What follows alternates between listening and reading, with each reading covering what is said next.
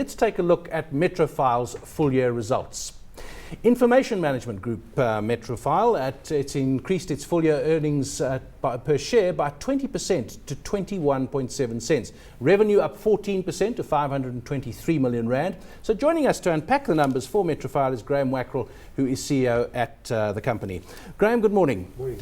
Perhaps just give us the big picture numbers there. The ones I have here are that your revenue is up 13% to 524 million, which gives us an idea of the scale of the company, and earnings up 17%. Yeah, it's a very pleasing result for us. I think it's been a fruition of probably the last 2 years, the way we've tried to change our business from being a purely box storage company to an information and records management company. Yeah.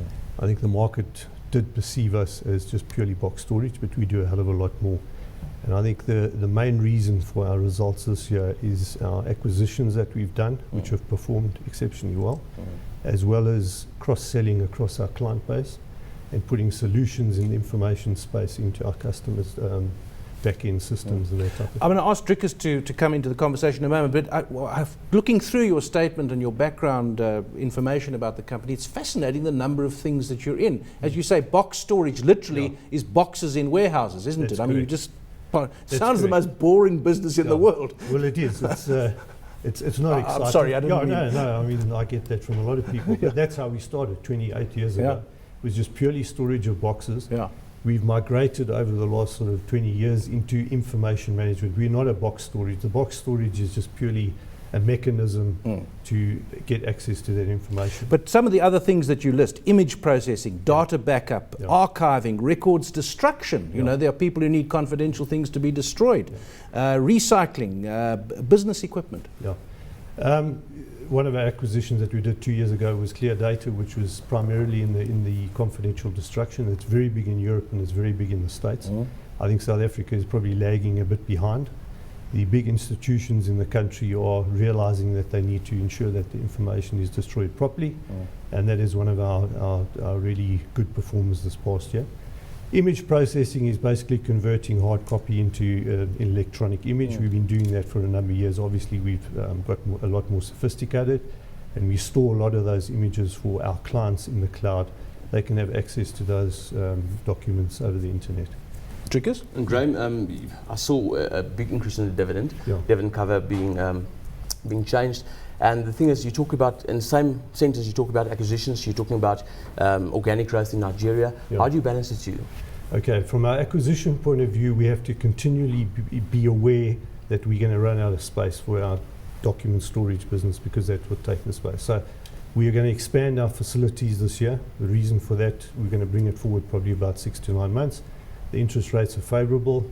We are under borrowed, funny enough, for Metrofile at this point in time. We've got access to facilities. So in Johannesburg, where we have the property, we will develop a new warehouse. In Cape Town, we have property, we will develop a new warehouse. From a dividend point of view, our cover, we started paying dividends last year, which was quite a relief for some of our long-standing shareholders.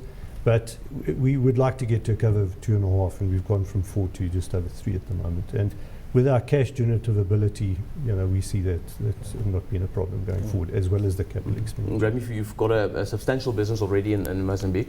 And how is the Nigerian rollout going? Okay, Mozambique is running perfectly. We'll be expanding into new premises towards the end of this calendar year.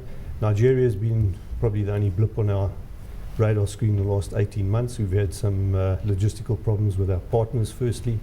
And secondly, with the anchor tenant in Nigeria, there's been management changes there. But we've now made a decision that we will go on our own. We will take a lease of our own premises, which is also a major problem in Nigeria. Obviously, you're learning all the time, and one learns that there's no such place as Africa. There are countries in Africa, each which has its own issues. It sounds to me, though, that there's still a lot of boxes, because you're talking about property. And on the one hand, you think, well, in this age, everything's stored on a little thing this big, which is big, you know, a computer bigger than what they put the man on the moon with. But you're operating in 6 provinces in South Africa, plus Mozambique, as Dricker said, 28 facilities, 21 billion records that you have to look at. So how much of the business is still physical and how much is storing computers? The physical part of our business, if you look at our segmental analysis, which was released on SENS this morning, is upwards of 60%. And just to give you a sort of a scale, we brought in over 1 million boxes last year. Now, our box is about the size of a 4-drawer filing cabinet of records. People are becoming very careful about what they destroy because of what may happen in the future if they don't have those records. And from an electronic point of view, the curve of electronic information growth is a lot higher than the physical, but it still has its challenges. You've got the equipment, the manpower to understand those things, and I think the biggest thing which Metrofile has got right is that you can link the electronic image to the physical. It's no good just scanning a multitude of documents, but if you can never find them, they are worth nothing.